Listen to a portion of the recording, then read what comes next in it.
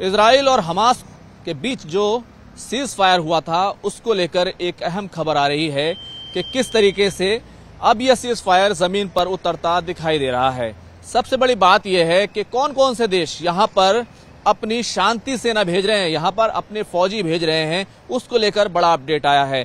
मैं हूं खुर्रम शहजाद और आप देख रहे हैं न्यूज 18 का डिजिटल प्लेटफॉर्म। दरअसल जिस तरीके से अमेरिकी राष्ट्रपति डोनाल्ड ट्रंप ने एक 20 नुकाती सीज फायर का ऐलान किया था और उस पर हमास को और इजराइल को तैयार भी किया था।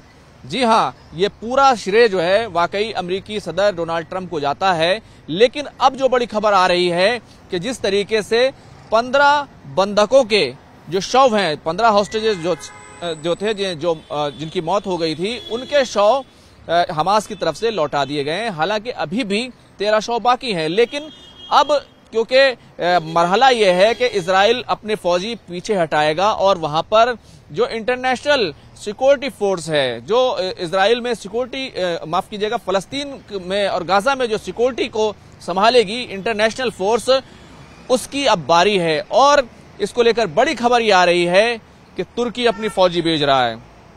तुर्की पहले भी इस पूरे मामले में भरपूर तरीके से इंटरेस्ट जो है दिखाता रहा। जब ये सीज फायर हो रहा था तब भी उसने मिस्र अपने लोगों को भेजा था और अब तुर्की अपने फौजी भेज रहा है। इसके अलावा इंडोनेशिया जो है वो भी अपने फौजी भेज रहा है। और सबसे बड़ी बात यह है कि ब्रिटेन वही ब्रिटेन जिसने इजराइल बनाया था और इजराइल का सबसे बड़ा योगदान जो है इजराइल को बनाने में है। इजराइल को बनाने में क्योंकि ब्रिटेन का योगदान है और ब्रिटेन ने पिछले दिनों जिस तरीके से फलस्तीन को मान्यता दी थी, अब जो ब्रिटेन है वो भेज रहा है अपने ऑफिसर्स ताकि इस पूरे सीज फायर की वो निगरानी कर सकें और इसको पूरे तरीके से बचाया जा सके। तो कुल मिलाकर ये बड़ा घटनाक्रम जो है होने जा रहा है। और ये जो सारा बयान सामने आया है, ये दरअसल जो अमेरिकी उपराष्ट्रपति हैं जेडी वेंस, वो इजराइल के दौरे पर हैं। उन्होंने जहां के इजराइल के राष्ट्रपति इसहाक से मुलाकात की, बेंजामिन नेतन्याहू से मुलाकात की। हालांकि जब ये मुलाकात हो रही थी और जिस तरीके से जो इंटरनेशनल सिक्योरिटी फोर्सेस हैं अब गाजा में उनको तैनात करने की बारी है, तो उसमें इजराइल के अंदर एक खलबली मची हुई है और नेतन्याहू को ये कहते हुए काफी ज्यादा निशाना बनाया जा रहा है कि इजराइल झुक गया है, इजराइल को अमेरिका चला रहा है। तो बेंजामिन नेतन्याहू की तरफ से भी बयान आया कि अमेरिका का गुलाम नहीं इजराइल। हालांकि दोनों के लक्ष्य और दोनों की जो नीति और राजनीति है वो लगभग एक सी है और उसमें जो है दोनों एक पार्टनर की तरह काम करते हैं। तो अब ये 3 देश जो है वहां पर इंटरनेशनल सिक्योरिटी फोर्स जो है वहां पर एक तरीके से भेज रहे हैं और भी उसमें कई मुल्क शामिल हो सकते हैं। लेकिन जेडी वेंस की तरफ से ये कहा गया है कि ये 3 देश जो है सिक्योरिटी जो है अपने फौजी वहां पर गाजा में भेजेंगे और वो वहां की पूरी सिक्योरिटी को संभालेंगे। इससे पहले खुद इजराइल ही ये तमाम सिक्योरिटी संभालता था। इजराइल के साथ साथ जो है हमास जो है वो अंदर की सिक्योरिटी संभालता था और पूरा इलाका जो है उसको एक ओपन जेल जो है इजराइल ने बना रखा था। अब इस खबर से आगे की खबर यह है कि अब जेडी वेंस को इस बात का, यानी कि अमेरिका को इस बात का एहसास हो गया है कि जो हमास को हमें उससे हथियार डलवाने हैं और पूरी तरीके से हमास को इख्तिदार से, सत्ता से बाहर करना है, वो इतना आसान काम नहीं है और सिक्योरिटी को संभालना भी आसान काम नहीं है। हालांकि अगर देखें तो इस पूरे मामले में इजराइल को तैयार रखना, उसको तैयार करना, उससे अपनी बात मनवाना, ये एक इम्पोर्टेंट और अहम पहलू है। न सिर्फ जेडी वेंस इजराइल के दौरे पर हैं बल्कि डोनाल्ड ट्रंप के जो विशेष दूत हैं इस पूरे मिडिल ईस्ट इलाके के लिए, स्टीव विटकॉफ, जेरेड शेरन, वो भी जो है इजराइल के दौरे पर हैं और वहीं पर डेरा डाले हुए हैं। दूसरी तरफ नेतन्याहू बार बार जो है इस तरह की बातें कर रहे हैं कि हम अमेरिका के गुलाम नहीं हैं। पहले उन्होंने कहा और बाद में भी उन्होंने ये कहा कि कुछ लोग ये कहते हैं कि इजराइल को अमेरिका चलाता है और फिर बाद में कहने लगते हैं कि अमेरिका को इजराइल लॉबी जो है, यहूदी लॉबी जो है, वो कहीं ना कहीं उसको कंट्रोल करती है।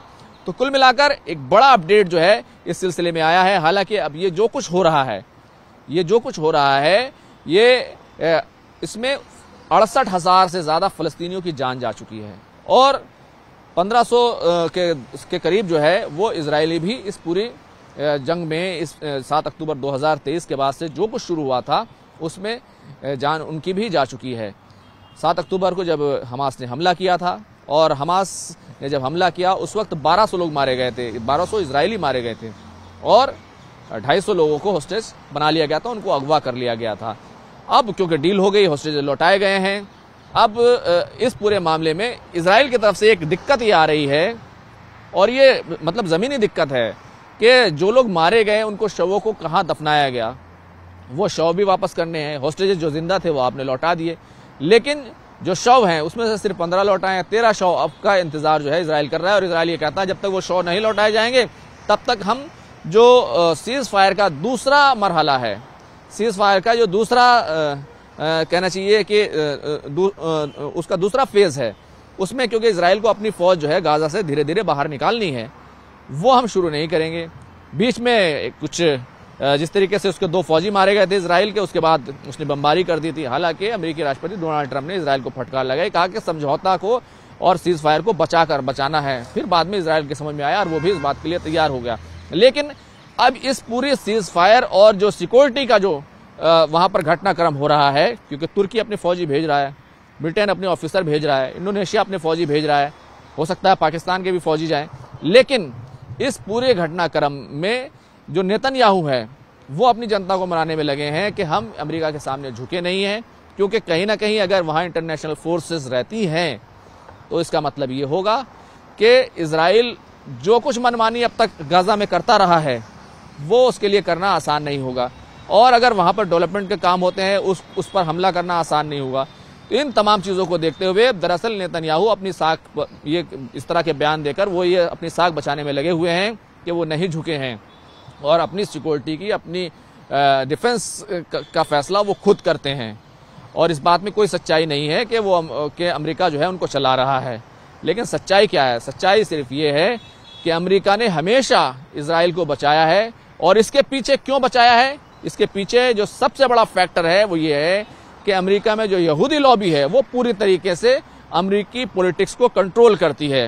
बहरहाल ये पूरी चर्चा का विषय है, इस पर बातचीत हो सकती है, डिबेट हो सकती है, लेकिन बड़ा घटनाक्रम यही है कि अब दूसरा फेज जो है उसकी शुरुआत होने जा रही है। उसका दूसरा फेज है, उसमें क्योंकि इजराइल को अपनी फौज जो है गाजा से धीरे धीरे बाहर निकालनी है, वो हम शुरू नहीं करेंगे। बीच में कुछ जिस तरीके से उसके 2 फौजी मारे गए थे इजराइल के, उसके बाद उसने बमबारी कर दी थी। हालांकि अमेरिकी राष्ट्रपति डोनाल्ड ट्रंप ने इजराइल को फटकार लगाई, कहा कि समझौता को और सीज फायर को बचाना है। फिर बाद में इजराइल के समझ में आया और वो भी इस बात के लिए तैयार हो गया। लेकिन अब इस पूरी सीज फायर और जो सिक्योरिटी का जो वहां पर घटनाक्रम हो रहा है, क्योंकि तुर्की अपने फौजी भेज रहा है, ब्रिटेन अपने ऑफिसर भेज रहा है, इंडोनेशिया अपने फौजी भेज रहा है, हो सकता है पाकिस्तान के भी फौजी जाएं, लेकिन इस पूरे घटनाक्रम में जो नेतन्याहू है वो अपनी जनता को मनाने में लगे हैं कि हम अमेरिका के सामने झुके नहीं हैं, क्योंकि कहीं ना कहीं अगर वहां इंटरनेशनल फोर्सेस रहती हैं तो इसका मतलब ये होगा कि इजराइल जो कुछ मनमानी अब तक गाजा में करता रहा है वो उसके लिए करना आसान नहीं होगा, और अगर वहां पर डेवलपमेंट के काम होते हैं उस पर हमला करना आसान नहीं होगा। तो इन तमाम चीज़ों को देखते हुए दरअसल नेतन्याहू अपनी साख ये इस तरह के बयान देकर वो ये अपनी साख बचाने में लगे हुए हैं कि वो नहीं झुके हैं, और अपनी सिक्योरिटी की, अपनी डिफेंस का फैसला वो खुद करते हैं। और इस बात में कोई सच्चाई नहीं है कि अमेरिका जो है उनको चला रहा है। लेकिन सच्चाई क्या है? सच्चाई सिर्फ ये है कि अमेरिका ने हमेशा इजराइल को बचाया है, और इसके पीछे क्यों बचाया है, इसके पीछे जो सबसे बड़ा फैक्टर है वो ये है कि अमेरिका में जो यहूदी लॉबी है वो पूरी तरीके से अमेरिकी पॉलिटिक्स को कंट्रोल करती है। बहरहाल ये पूरी चर्चा का विषय है, इस पर बातचीत हो सकती है, डिबेट हो सकती है, लेकिन बड़ा घटनाक्रम यही है कि अब दूसरा फेज जो है उसकी शुरुआत होने जा रही है। कैमरामैन प्रहलाद के साथ खुर्रम शहजाद, न्यूज़ 18 दिल्ली।